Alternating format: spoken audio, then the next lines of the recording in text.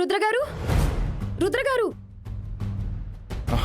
ఈశ్వరి, ఈశ్వరి, మీరు నాకు అబద్ధం చెప్పారు కదూ? అయ్యో నిజంగానే ఈశ్వరి, అంతా అయిపోయింది. నిజం చెప్పండి. మీరు అబద్ధం చెప్తున్నారని నాకు తెలుసు.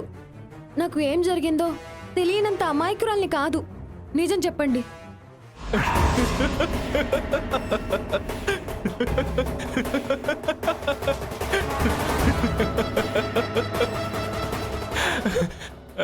అమ్మయ్యా, ఇప్పుడు ఇప్పుడు నా ఈగో సాటిస్ఫై అయింది. జరిగిన అన్ని విషయాలకి నువ్వు సారీ చెప్తావని నేను ఎక్స్పెక్ట్ చేస్తుంటే నువ్వు కనీసం సారీ చెప్పకుండా నాకే జలక్కిచ్చి వెళ్ళి సపరేట్గా పడుకున్నావు. అందుకే అందుకే నేను కూడా జలక్కిచ్చాను.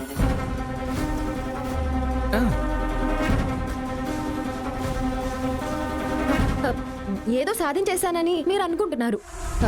కాసేపు నన్ను భయపెట్టగలిగారు, కానీ అంతకు మించి మీరేం చేయలేరు. ఆ మాత్రం చేయగలిగాను కదా ఈశ్వరి. అదే నీ మీద నేను తీర్చుకునే రివెంజ్కి తొలి మెట్టు. విజయం సాధించడం అంటే మనసు గెలుచుకోవాలి. ఇలా మభ్యపెట్టి భయపెట్టేదాన్ని విజయం అనరు. నువ్వు ఏమైనా అనుకో ఈశ్వరి, నువ్వు తీసిన దెబ్బకి తిరిగి నేను దెబ్బ తీస్తే అందులో వచ్చే కిక్కే వేరు. చూస్తూ ఉండు.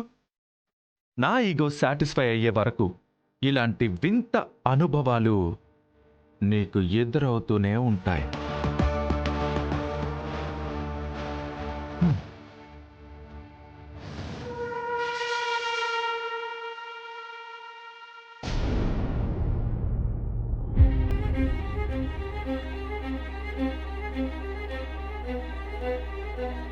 ఏమయ్యా, శాండ్లైర్ బాగు చేయడం అయిపోయిందా?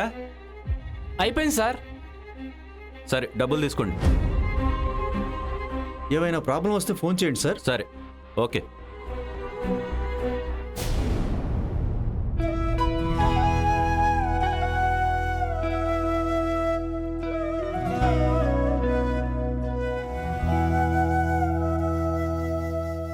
అర్జెంటుగా నువ్వేమైనా మిస్ ఇండియా కాంపిటీషన్కి వెళ్ళాలా? పక్కకు తప్పు. ఏ మీరేమైనా మిస్టర్ వరల్డ్ కాంపిటీషన్స్ కి వెళ్ళాలా? పక్కకు తప్పండి. అవును, నేను మిస్టర్ వరల్డ్ కాంపిటీషన్స్ కైనా వెళ్తాను, మిస్టర్ యూనివర్స్ కైనా వెళ్తాను. మధ్యలో నీకేంటి? మీరెక్కడికైనా పోండి, నా పని అయ్యే వరకు నన్ను డిస్టర్బ్ చేయకండి. ఏయ్, అబ్బా, దువ్విందే దువ్వుతూ ఆ దువ్వెన అరిగిపోయేలా ఉంది, కానీ నువ్వు మాత్రం దువ్వడం ఆగట్లేదు. పక్కకు తప్ప.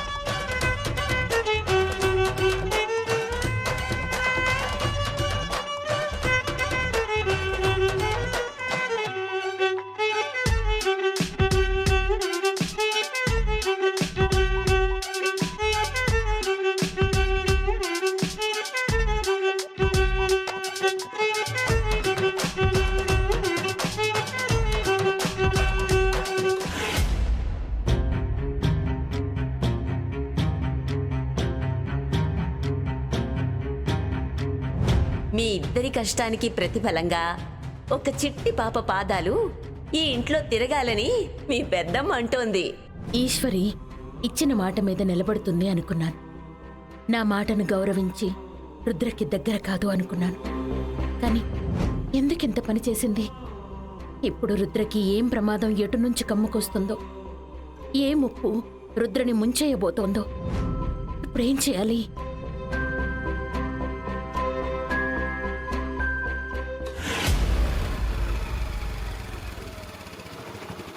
ఏమైందిరా? బోల్టులన్నా. ఇవెక్కడివిరా? మనం బిగించిన షాండ్లైర్ అన్నా.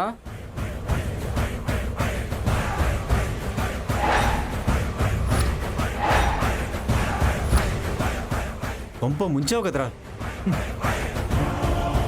ఆ నట్లు బిగించకపోతే చాలా ప్రమాదం రా. ఉండు, కాల్ చేస్తాను.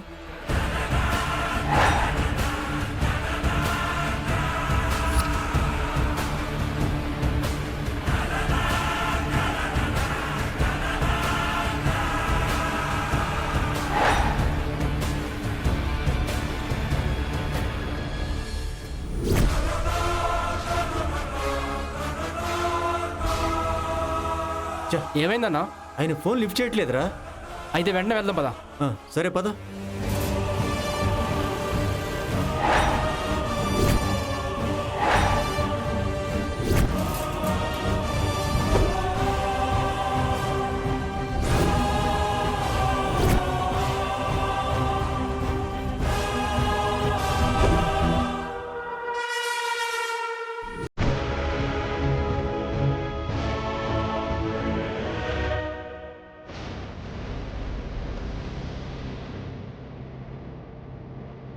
అత్తయ్య గారు ఎందుకు అలా ఉన్నారు?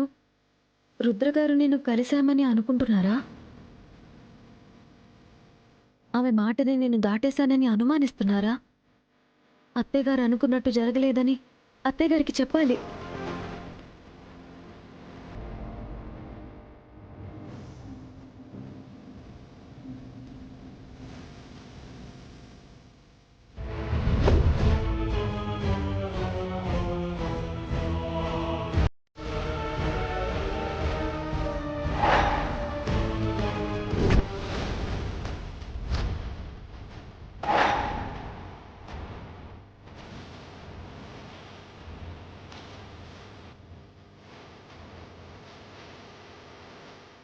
అత్తగారు, ఏమైంది ఈశ్వరి?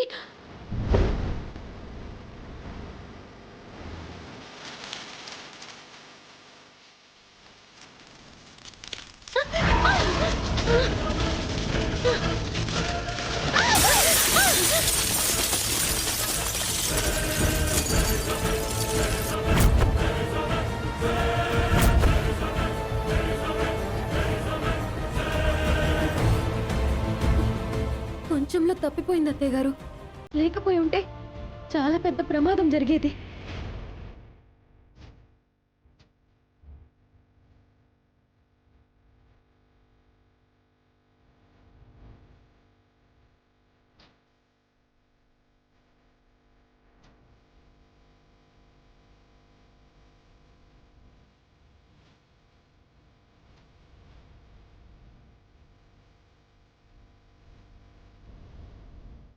అమ్మా, నీకేం కాలేదు కదా? నాకేం కాలేదు నాన్న.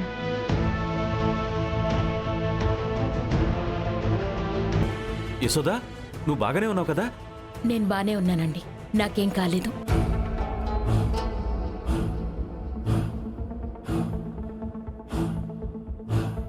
హఠాత్తుగా ఈ శాండిలేర్ ఎందుకు పడిపోయినట్టు? ఇప్పుడే మెకానిక్స్ వచ్చి క్లీన్ చేసి మళ్ళీ బిగించి వెళ్ళారు యశోదా.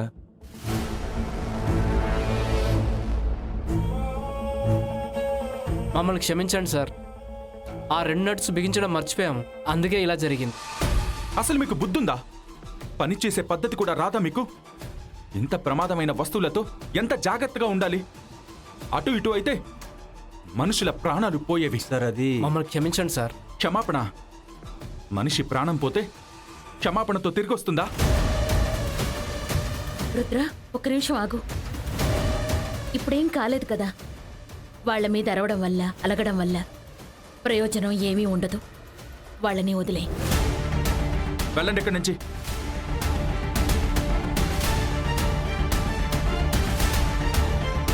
అమ్మా, నువ్వు లోపలికి వెళ్ళు. ఇవన్నీ కాలికి గుచ్చుకుంటే సెప్టిక్ అయ్యే ఛాన్సెస్ ఉంటాయి. వెళ్ళమ్మా.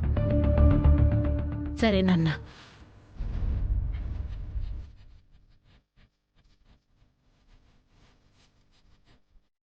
థ్యాంక్స్ ఈశ్వరి.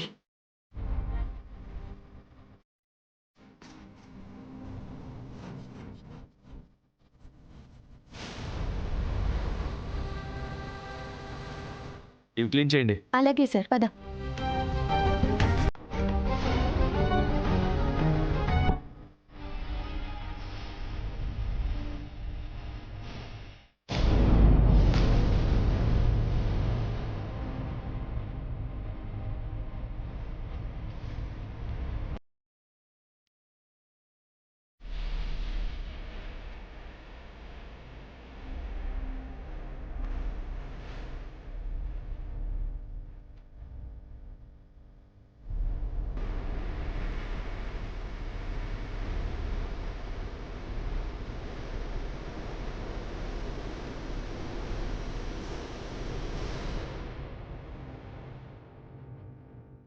అత్తయ్య గారు,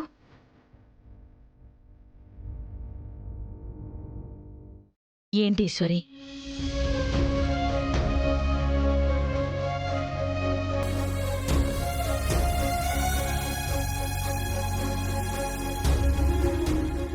మీ చూపులో ప్రేమ ఉండేది, మీ మాటలో మమకారం ఉండేది. ఇప్పుడు అవి రెండూ కనిపించడం లేదు. అంటే మీ ఆలోచన విధానం ఏదో మారింది. అవునా అత్తయ్య గారు?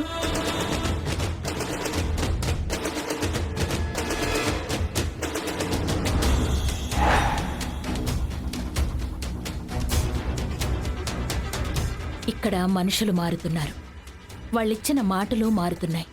అలాంటప్పుడు నా ఆలోచన విధానం మారడంలో పెద్ద వింతే ఉంది ఈశ్వరి. మీ ఆలోచన విధానం ఎందుకు మారిందో, అసలు దేని గురించి మీరు ఇంత తీవ్రంగా ఆలోచిస్తున్నారో నాకు తెలుసు అత్తయ్య గారు. నేనిచ్చిన మాట ఎక్కడ తప్పాను అని, రుద్రగారి ప్రాణం ఎక్కడ ప్రమాదంలో పడుతుందో అని ఆలోచిస్తున్నారు, అంతే కదా?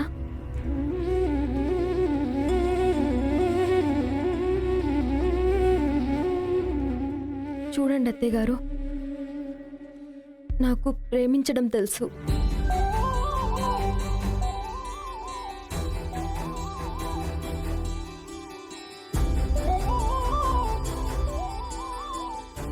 ప్రేమించిన మనుషుల కోసం ప్రాణాన్ని పణంగా పెట్టడం తెలుసు, అంతేకాని ప్రాణంగా ప్రేమించిన మనుషుల్ని నమ్మించి మోసం చేయడం తెలియదు.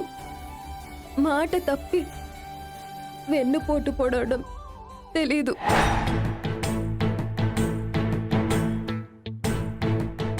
ఒకవేళ నేను మాట తప్పినా అది అందరి మంచి కోసమే అయ్యుంటుంది తప్ప ముంచడానికి కాదత్తే గారు.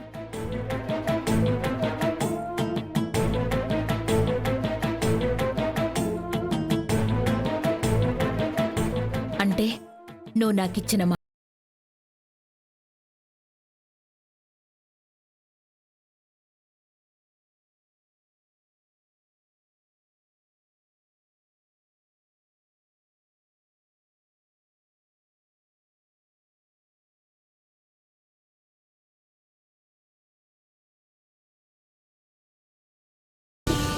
నా పెద్దమ్మే నాకు తల్లి ప్రేమని అందించింది. నాకు పెళ్ళయ్యాక నా అత్త కూడా నా తల్లిలా ఉంటే బాగుండు అని నా మనసు కోరుకునేది. నేను కోరుకున్నట్టే మీలాంటి గొప్ప అత్తయ్య నాకు దొరికారు.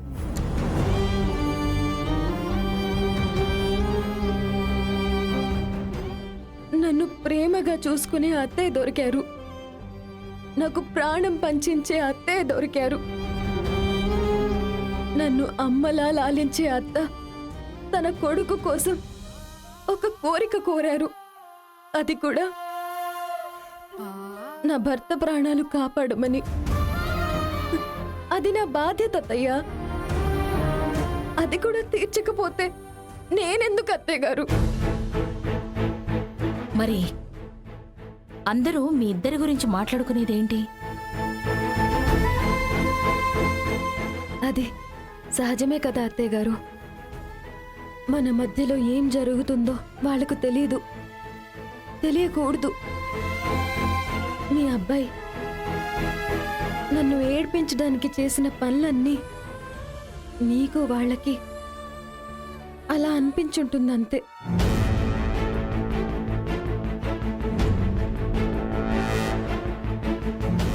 అయినా రుద్రగారి ప్రాణానికి ముప్పని తెలిసి కూడా అలాంటి పిచ్చి పని ఎలా చేస్తాననుకున్నారు? మీ కన్న పేగు మీ కొడుకు కోసం ఎంత ఆరాటపడుతుందో, నా ప్రేమ బంధం నా భర్త కోసం అంతకు 100 రెట్లు ఆరాటపడుతుందని ఆలోచిస్తుందని ఎందుకు అర్థం చేసుకోలేకపోయారు?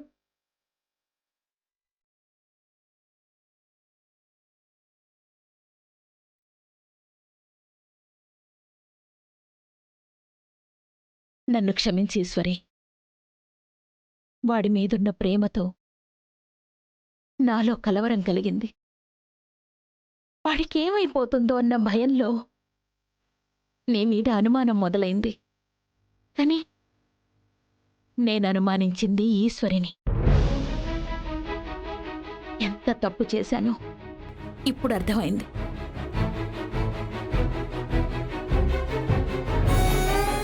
చూడమ్మా ఈశ్వరి, ఏ ఇల్లైనా నీలాంటి కోడల్నే కోరుకుంటుంది. ఏ అత్తగారైనా తన కొడుకుని నీలాంటి అమ్మాయి చేతుల్లోనే పెట్టాలని ఆశపడుతుంది. ఆ దేవుడు నీలాంటి కోడల్ని వరంగా ఇచ్చి అంతలోనే శాపంగా మార్చేశాడు.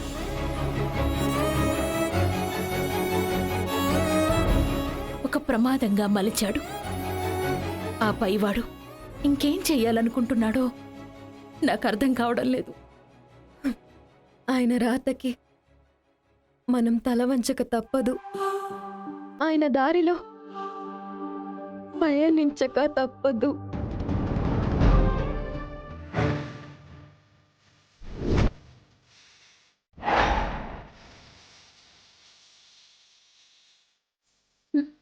ఈశ్వరి, ఏంటి ఏంటి ఏంటి చేతి గాయం? ఇందాక షాండ్లేర్ పడినప్పుడు గాజు ముక్క చేతికి తగిలినట్టుంది అత్తయ్యగారు. షూ, ఒక్క నిమిషం ఉండు. నిత్య, ఫస్ట్ ఎయిడ్ బాక్స్ తీసుకురా. తెస్తున్నా మేడం. షూ, ఏంటమ్మా? ఇవ్వు. కూర్చో.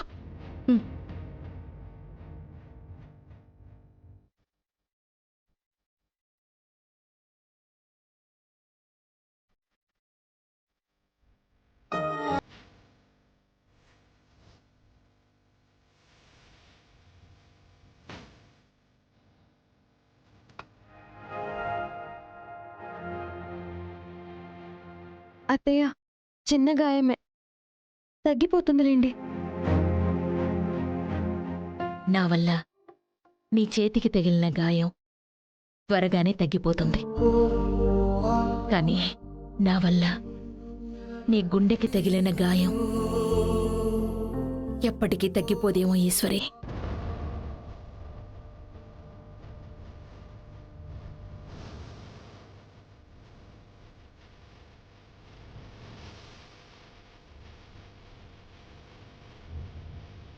కొన్ని గాయాలు కూడా మమకారంగానే ఉంటాయి అత్తయ్యగారు.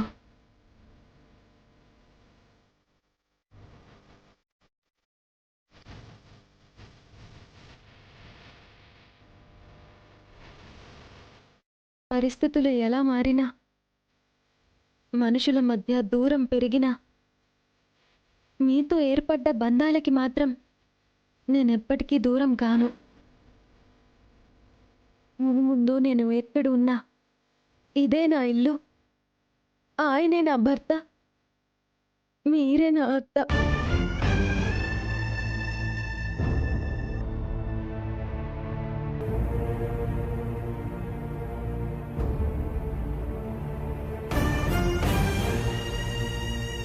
నేనెక్కడున్నా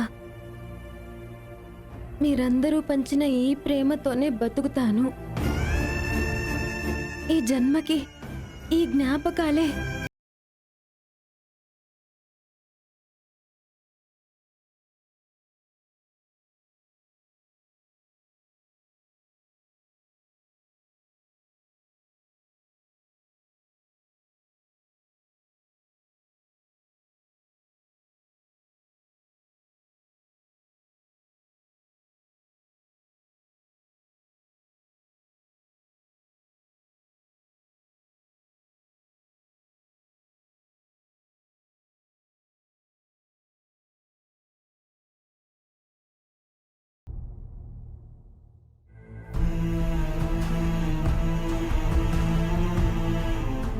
థ్యాంక్స్ ఈశ్వరి. అమ్మని కాపాడినందుకు ఈశ్వర్కి ఒక థ్యాంక్స్ అయినా చెప్పాలి.